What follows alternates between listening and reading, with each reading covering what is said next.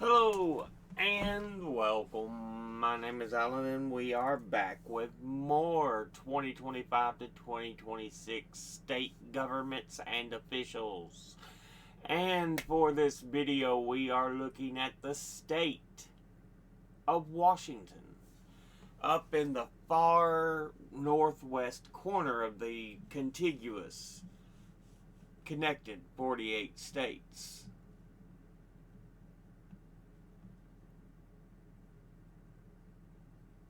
So yeah.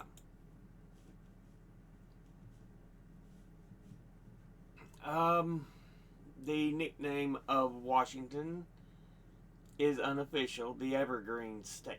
Evergreen State.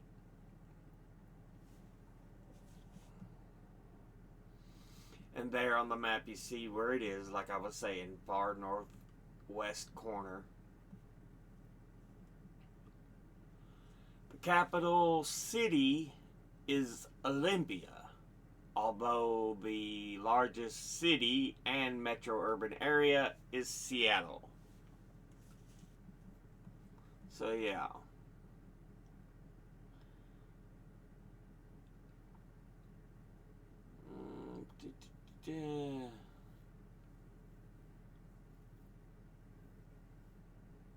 It is a state in the Pacific Northwest region of the U.S. that is often referred to as Washington State to distinguish it from the national capital, Washington, D.C., both of which are named after George Washington, the first U.S. president. It borders the Pacific Ocean to the west, Oregon to the south, Idaho to the east, and has an international border with Canada, specifically the province of British Columbia, to the north. So yeah, it is the 18th largest state by size and the 13th most populous. But yeah. Now let's look at the Constitution of the state. The Constitution of the State of Washington, created August 23rd, 1889, and ratified November 11th, 1889. So, sounds like it may have kept an earlier, or kept its first ever constitution. Yeah, it was adopted as part of its path to statehood. So, okay. There technically was an earlier one that was drafted and ratified, but never adopted in 1878. So, yeah. The first ever constitution it adopted, it's had since. Good to go. With that, let's look at the government. Has the executive branch, which has heads of several departments that are filled by individually elected officials. So a lot of their positions in the cabinet are actually just filled by individuals elected. You still elect a governor and lieutenant governor, but you also elect attorney general, secretary of state, treasurer, auditor, commissioner of public lands, superintendent of public instruction. Additionally, a number of state departments are governed and managed by independent commissions, like Fish and Wildlife and Transportation. Okay. Heads of the remaining departments of the cabinet are appointed and approved by Washington State Senate. Governor has a line-item veto and the power to issue pardons and commute death sentences, and are the commander-in-chief of the state's military, which is usually the militia. The offices for each of the state's constitutional officers are established in the Constitution of the state, except Insurance Commissioner, which was created by statute.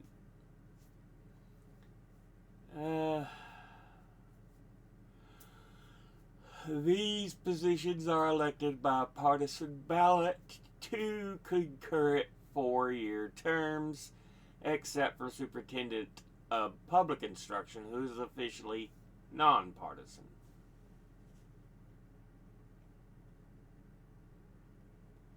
But yeah, let's go ahead and look at these officials. Governor Bob Ferguson. That's the cabinet. We'll come back to that. I don't want to be on the mailing list. Lieutenant Governor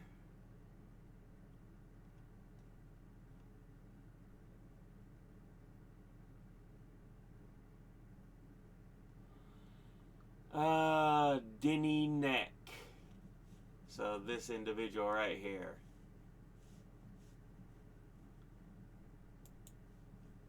Secretary of State Steve Hobbs.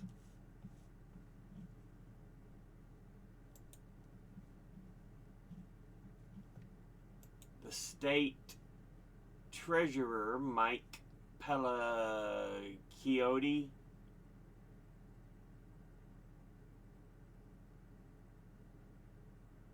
I guess that's how it's pronounced.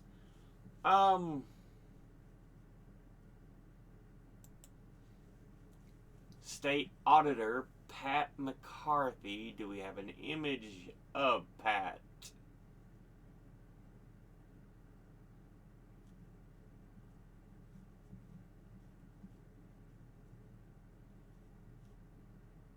I usually prefer everybody to know who we're talking about.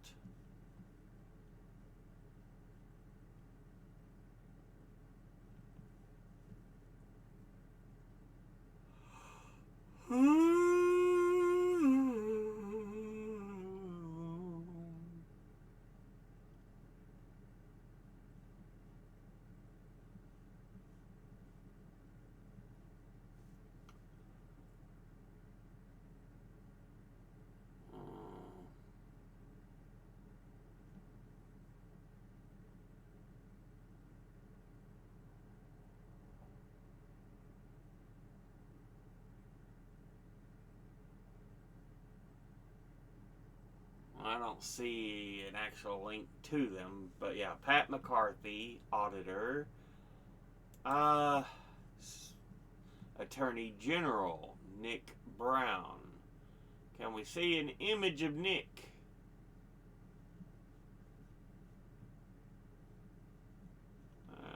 About Nick Brown. You show him to us. There's Nick.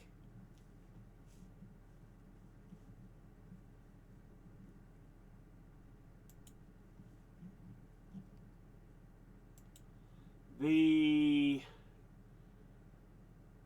Department of Natural Resources, Commissioner of Public Lands, Dave Up the Grove. There he is. I ain't lying, it is Up the Grove. That's one of the most unique names I have ever heard. Office of the Superintendent of Public Instruction, Chris Rakedahl. Assuming that's Chris. Yeah. Superintendent Chris Rakedahl. And finally, we have the Office of the Insurance Commissioner for the state.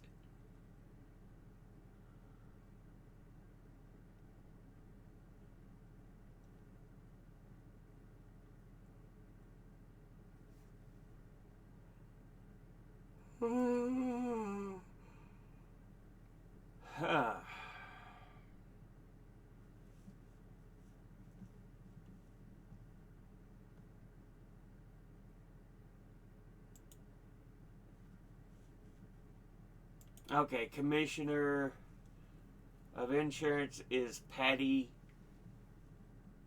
Cooterer. But yeah. So that's a look at the executive branch officials that are elected.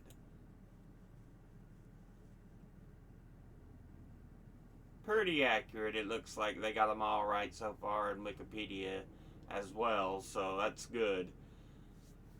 Shows a list of the cabinet departments, which we can go back and look at because I did have a link to that. The executive cabinet. Chief of Staff Shane Escabel. Office of Financial Management, Katie Chapman C. Department of Agriculture, Derek Sanderson. Department of Children, Youth, and Families, Tana Sin. Department of Commerce, Sarah Cliffthorne. Department of Ecology, Casey Six Killer. Employment Security Department, Cami Feek. Department of Enterprise Services, Matt Jones. Department of Special Institutions, Charlie Clark. Department of Corrections, Tim Lang. Department of Health, Dennis Warsham. Department of Healthcare Authority, Ryan Moran. Department of Labor and Industries, Joel Sachs. Department of Licensing, Marcus Glasper. Office of Indian Affairs, Tim Rainan. The military departments, Adjutant General, Major General Gent Welsh. Department of Retirement Systems, Catherine Leathers. Department of Revenue, John Reiser. Department of Social and Health Services, Angela Ramirez. Department of Student Achievement Council, Mike Miotti. Department of Transportation, Julie Meredith. Department of Utilities and Transportation, Brian Roberick. Department of Veterans Affairs, David Puente Jr. Washington State Patrol Chief, John Batiste. And then Chief Information Officer for Washington Technology Solutions, William Keogh. And the Director of Your Washington, Jesse Jones.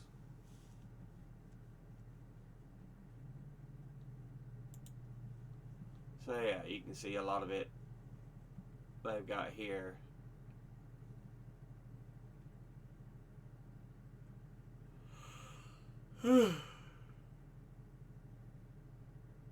But with that, let's look at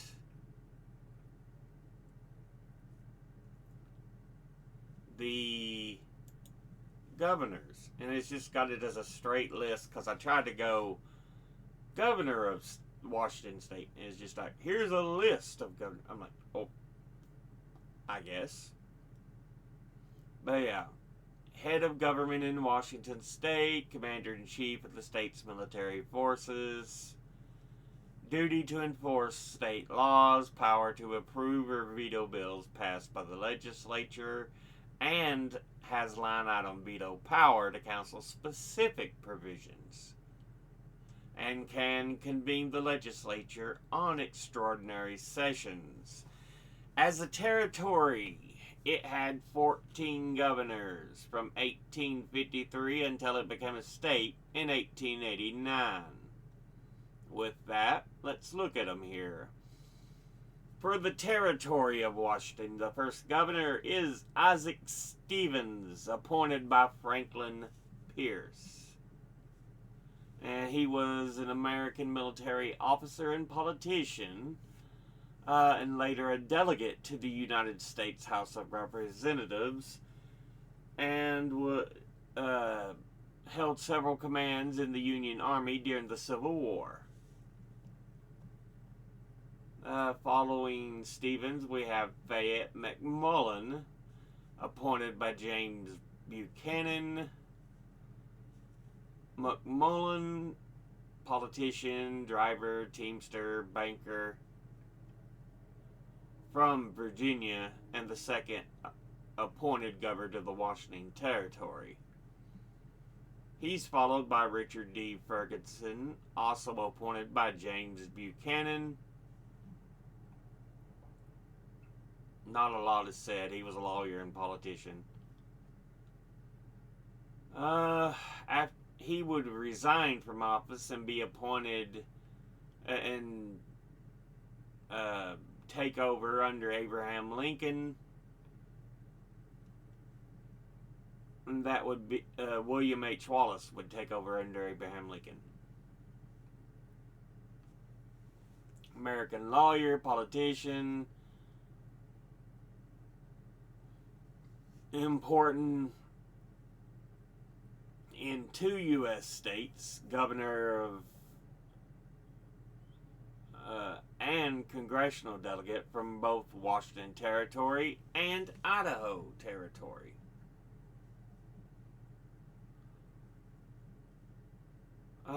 He didn't stay in office long. Then we have William Pickering, appointed by Lincoln. English-born American politician who served as the 5th governor, member of the Republican Party. He was kept in under Johnson until he was finally removed. Andrew Johnson would put in George Edward Coe. He would be in office for a year.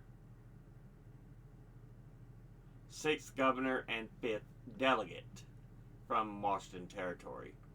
He would be rejected by the Senate, and so Andrew Johnson would then appoint Marshall F. Moore, attorney, war veteran from the Civil War. So, yeah. After his successor was appointed by Ulysses Grant, we saw it would be Alvin Flanders. And 8th governor of the Washington Territory, Republican who had previously served as a U.S. representative in the Washington Territory's at-large congressional district. After him, Grant appointed Edward S. Salomon, German-American politician and military official that was born into a Jewish family. Lieutenant colonel for the Union during the Civil War. So, yeah. He would resign, and then Ulysses Grant would appoint Elisha P. Ferry, lawyer, politician. He would be the first official state lawyer or state governor for Washington, but he was also the 9th territory governor for Washington. So, yeah. In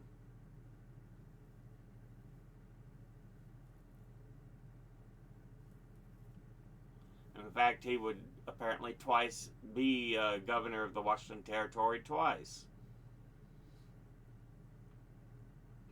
Rutherford B. Hayes would then appoint William A. Newell, physician, politician, 14th governor of the state of New Jersey and 11th governor of the Washington Territory. After him, Chester A. Arthur would appoint Watson C. Squire, Civil War veteran, 12th governor of the Washington Territory, and senator, U.S. senator for the state of Washington. He was followed by Eugene Semple, who was appointed by Grover Cleveland. Semple, American politician, 13th governor of the Washington Territory. Unsuccessful candidate to be the first governor of Washington State. And the last governor of Washington as a territory was appointed by Benjamin Harrison Miles Conway Moore. 14th and final territorial governor for Washington Territory. So Washington becomes an official state, and we get the first governor that's elected by the people, Elisha P. Ferry, who had been territory governor at one time. Next, we have John McGraw, attorney, businessman, politician, second governor of the state. He's followed by John Rankins Rogers, politician, third governor, elected to 2 consecutive terms, but died in office. He's followed by Henry McBride.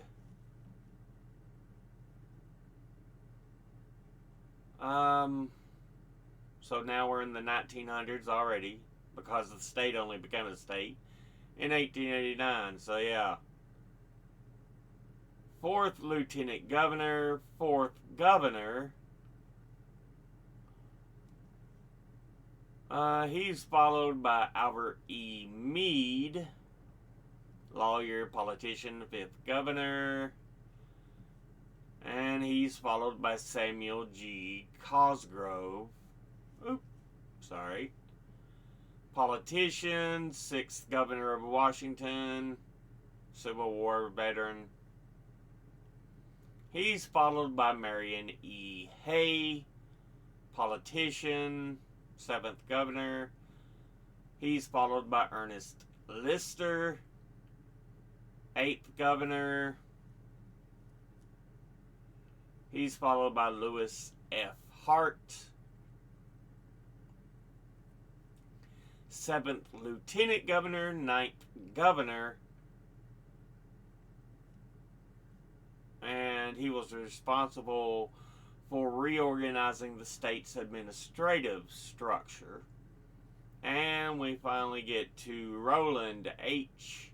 Hartley, Canadian-American politician, 10th governor.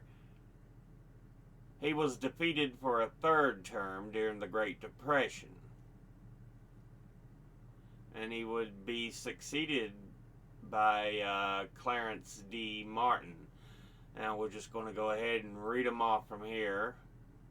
Arthur B. Langley, Monrad Walgren, Arthur B. Langley comes back, Albert Rossellini, Daniel J. Evans, Dixie Lee Ray, the first female governor, John Spellman, Booth Gardner, Mike Lowry, Gary Locke.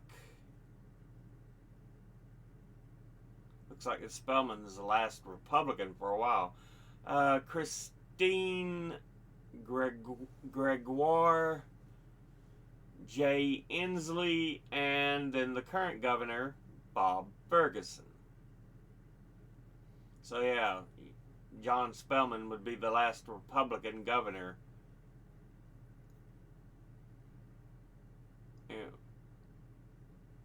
Even despite the fact that the state had so many Republican governors to begin with. It's been pretty mixed for its history, but yeah. That's a look at the executive department of Washington State. Now let's look at the legislature. It is a bicameral structure, 2 chambers, and it has a House of Representatives and a Senate. 49 legislative districts of equal population, each of which elects 2 representatives and 1 senator.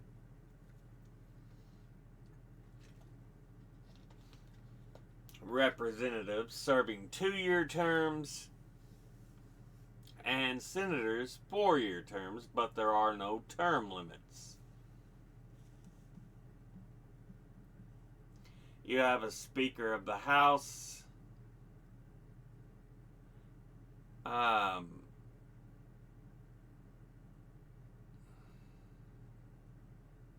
Now, there is a President of the Senate, which is, of course, the Lieutenant Governor of the state, but then also President Pro Tem.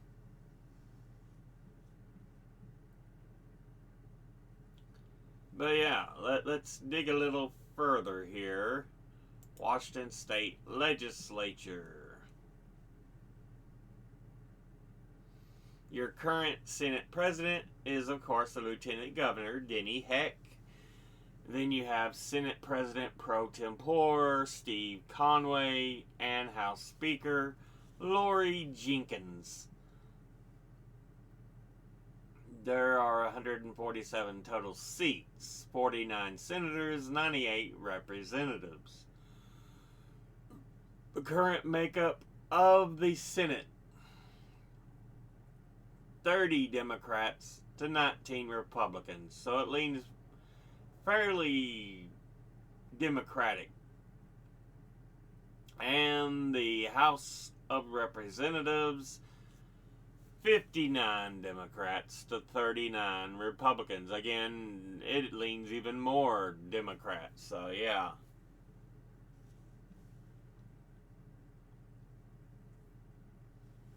I'm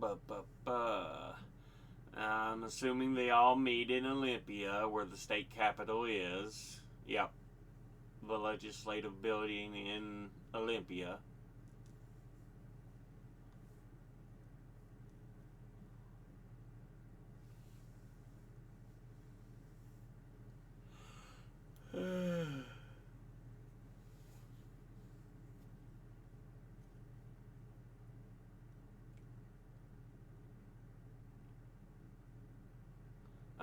They begin legislative session annually on the second Monday in January. In odd number years, when the state budget is debated upon, they meet 105 days, and in even number years, 60 days. So they meet both even and odd. We've seen some states that are just meet even or just meet odd.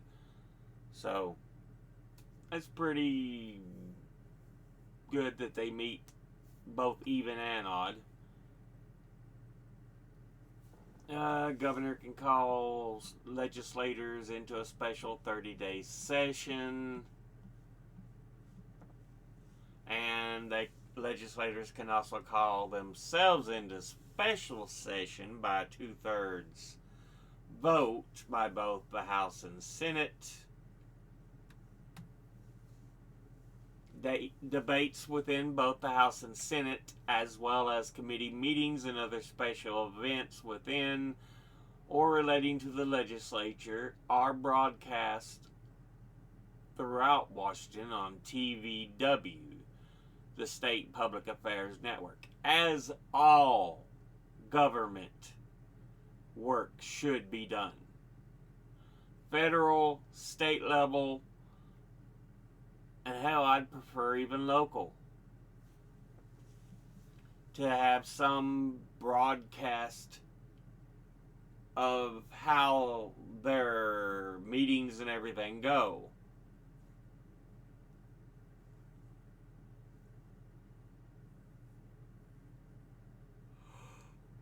Special elections only be held during the November general election.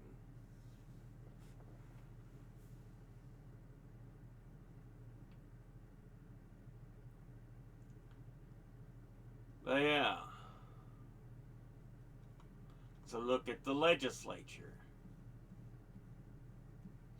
Finally, let's look at the judiciary. The Washington State Supreme Court is the highest court in the state. It has original jurisdiction of petitions against state officers and can review decisions of lower courts if the money or value of property involved exceeds $200. Direct Supreme Court review of a trial court decision is permitted if the action involves a state officer and a trial court has ruled a statute or ordinance unconstitutional. Conflicting statutes or rules of law are involved, or the issue is of broad public interest and requires a prompt and ultimate determination. All cases in which the death penalty have been imposed are reviewed directly by the state Supreme Court. In all other cases, review of Court of Appeals decisions is left to the discretion of the court. 9 justices serve on the bench and are elected statewide to 6 terms. Motions are determined by the court. So, yeah.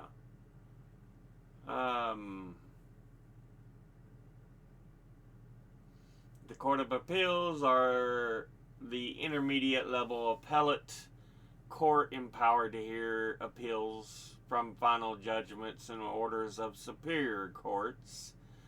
Personal restraint petitions, writs of mandamus and quo warranto, appeals from decisions of administrative agencies, discretionary review of a superior court's decision in an appeal from the court of limited jurisdiction, and discretionary review of interlocutory appeals from rulings of superior court for which there are no other effective remedy.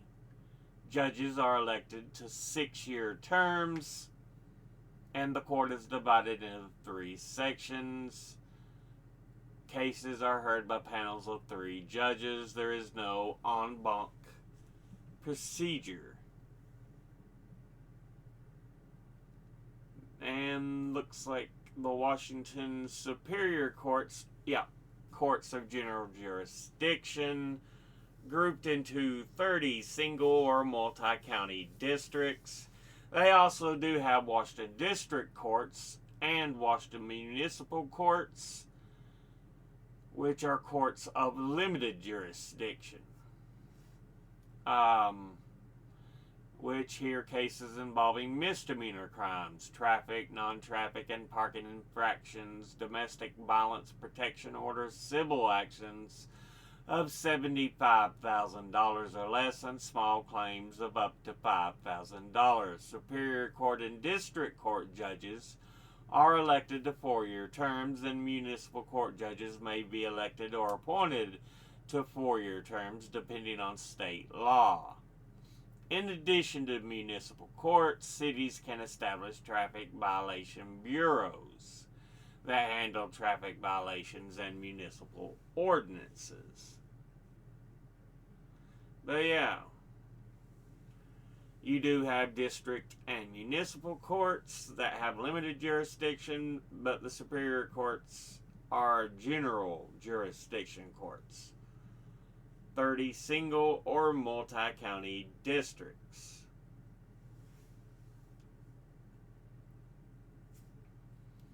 And then it goes Court of Appeals and the Washington State Supreme Court. So with that, the actual court system: Supreme Court, Court of Appeals, Superior Court, and then you have courts of limited jurisdiction, as we talked about, district and municipal courts.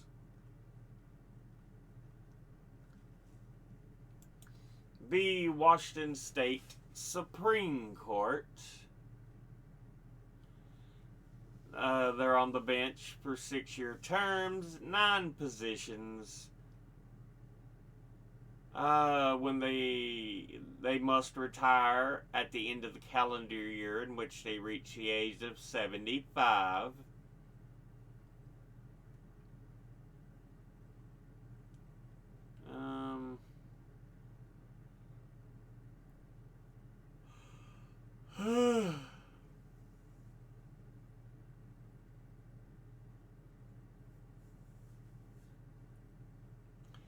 The Chief Justice is internally elected by all the justices on the bench.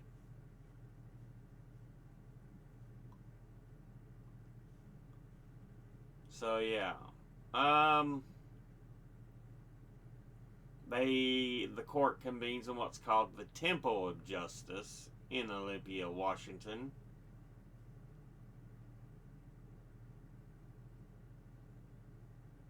Your current justices of the Washington State Supreme Court: Chief Justice Deborah L. Stevens, with Associate Justices Charles W. Johnson, who himself is Associate Chief Justice, and then just Associate Justices: Barbara Madsen, Stephen Gonzalez, Cheryl Gordon McLeod, Raquel Montoya Lewis, Helen Widener, Sal Mungia, Colleen Melody. So yeah, let's look at the Supreme Court of the state and the state's Court of Appeals. 3 divisions: Seattle, Tacoma, Spokane. Division 1 in Seattle has 12 judges. Division 2 in Tacoma, 8 judges. And Division 3 in Spokane, 5 judges. They serve 6-year terms, nonpartisan election with gubernatorial appointment to vacant seats.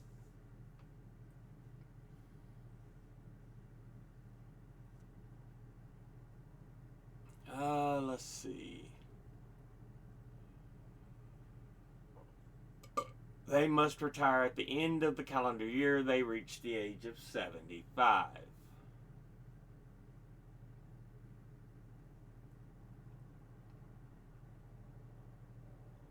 And then we got to look at all the justices for the courts of appeals per district. But we won't bother with naming them off here because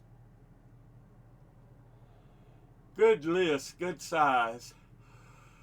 I think we said it was what, 25? Something like that. Yeah, 25, so. But with that, we'll go ahead and end this episode there.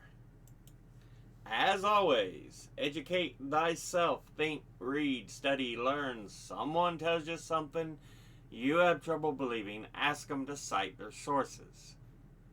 I'll be putting my sources in the description box below the video. When they give you sources, make sure they're not like blog entries or anything without real actual factual proof. But thank you all for watching. I'll see you all in the next one. Until then, later.